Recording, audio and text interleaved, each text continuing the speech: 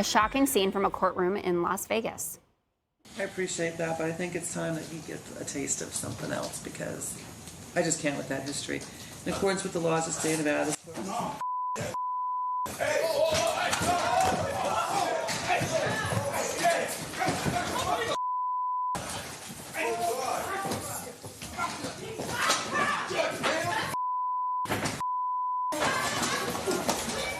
A convicted criminal flying through the air and viciously attacking a judge and a nearby marshal.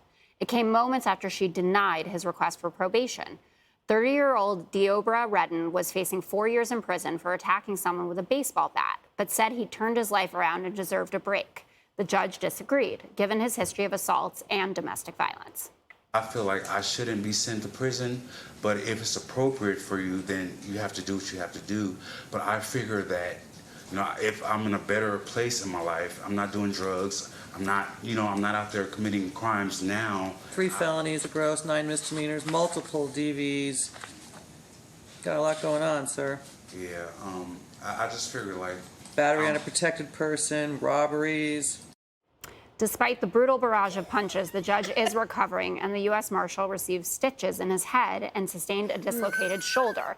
Redden was back in court this morning, was expected back in court, but skipped out, and now faces an additional felonies and 7 misdemeanors, 6 additional felonies. Dana, I guess he wasn't being truthful with the I changed since he committed assault. I mean, he's got a rap later. sheet longer than a CVS receipt. He's been in and how many times do we see? It's kind of surprising you don't see it more often.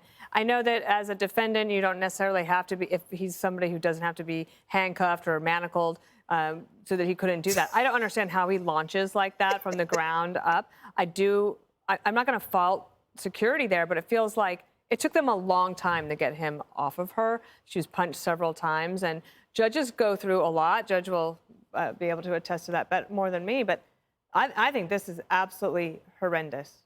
Am I wrong? I think it's a terrible idea that they still have those mini trampolines in front of the judge. I mean, it just serves obviously no purpose but to hurt her. But this is what happens when you lock up everything but the criminal, right? I'm sure the solution here, they'll go, I think we're going to have to put the judge behind plexiglass, like a jumbo tube of Crest, and they still won't cuff the guy.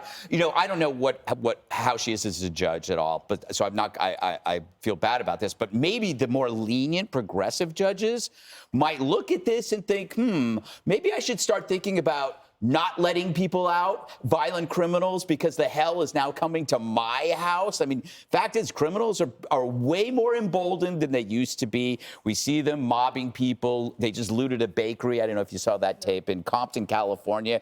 They attack women. They do whatever they want. Why wouldn't they do this now? They never go to jail. They get out. So, the woke justice system is rewarding these thugs. And it's time that maybe the judge is just laughing throughout this whole thing. Yeah, what? Why? I think it's terrible. It's terrible, but it's just, you have no idea what a courtroom is like. It's like a zoo, okay? And that's just part of it. Here's the thing. The guy is 30 years old. He's got 3 felonies, several of them violent, 9 misdemeanors, 2 domestic violence. He's being sentenced now for taking a baseball bat and threatening to break someone's kneecap and causing substantial harm. Now, what I don't understand about this, the guy's on bail. He's still on bail. Exactly. They let him out. They didn't keep him after all this. The guy's still out there. Nuts. So it is nuts. The whole thing is nuts. And you know what? I agree with you, Greg. I don't want to have plexiglass in between me and the defendant. Now, this guy was airborne, okay? He jumped over the defense table, jumped over the bench, which is always higher than the rest of the tables, obviously. But the thing that really amazes me is that this guy not only was able to assault her, but he assaulted their law secretary. He assaulted the court marshal in the courtroom. I mean, it's crazy. He believed he was going to get probation. That's on the lawyer. Let me tell you why. He should have known. He says, I turned my life around. I'm not doing drugs anymore. The judge could have sentenced him to max 4 years. She said, I can't. I'm looking at all this. This is a gross misdemeanors, all that. He should have known he was going to jail that day. He pled guilty. And as part of a plea deal, you work out a deal ahead of time and find out, what are you going to sentence me to before I plead guilty? So a lot of this is on the defense attorney, all due respect for defense attorneys. I have a lot of respect for them. Listen, that guy, did you see that eagle on there? If he came after me, he'd be wearing the eagle on that flag. Jesse, I figured that you would want to do an analysis of his superhero form. It's just a shame to see such great athletic talent squandered. I would have done the same thing the judge would have done. I would have grabbed the American flag like a lance and shoved that thing where the sun don't shine. This guy, it's just too bad we have a racist criminal justice system because, I don't know. I don't know if you saw, Dana, in the Wall Street Journal the other day, the Jason Riley op-ed. This has been studied, and I'd like Jessica to just sink her teeth right into this. I'll give you this so you can read it on the way home. Don't get robbed in the subway. It's proven now that the criminal justice system is not against black Americans. They are treated equally by the criminal justice system because they commit a disproportionate amount of the crimes. And then when they are in front of the court, they're actually treated more leniently in terms of sentencing. The main driver of crime in the African-American community and in the white community is a lack of a father. It's poverty and lacks of fathers. Now, if you go back to the 30s and the 40s, the African-American community, there was more racism in this country, and there was more poverty in the black community. But the crime rate in the black community was very, very low. And you know why that was? Fathers were there.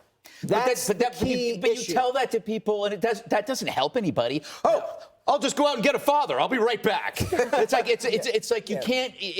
This is the problem with the Republican message, telling people that we just need more fathers. Doesn't help anybody. You're going to have to live with the reality that the world has changed. It's not, the dads aren't coming back for a lot of people. I am still fighting for the dads, Greg. I'm not giving up on dads. That's your next book. As is it. Thank you for mentioning my next book is available for pre-order right now where books are sold. Get it together. America's Dad, Jesse Waters. Yes. Okay. Hey, Sean Hannity here. Hey, click here to subscribe to Fox News YouTube page and catch our hottest interviews and most compelling analysis. You will not get it anywhere else.